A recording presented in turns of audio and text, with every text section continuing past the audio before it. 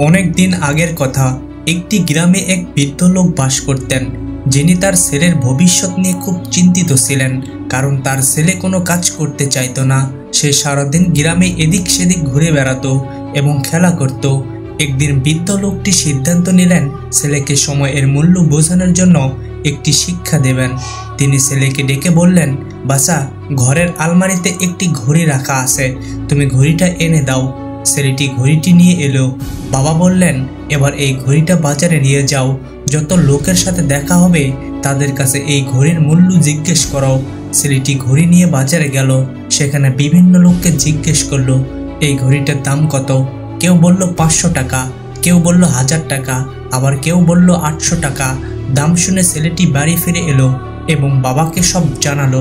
বৃদ্ধ লোকটি বললেন, ভালো, এখন ঘড়িটা আলমারিতে রেখে দাও।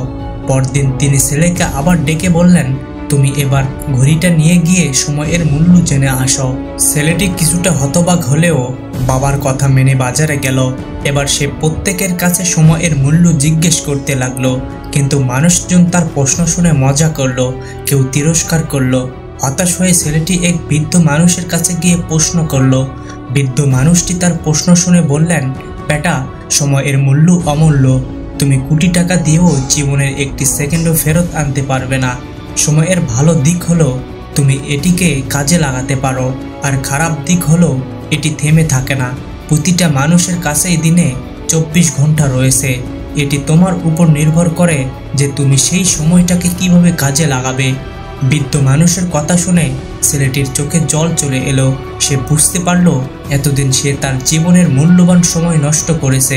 নিজের ভুল বুঝতে পেরে সে বাবার কাছে ফিরে গেল এবং সব কথা খুলে বলল।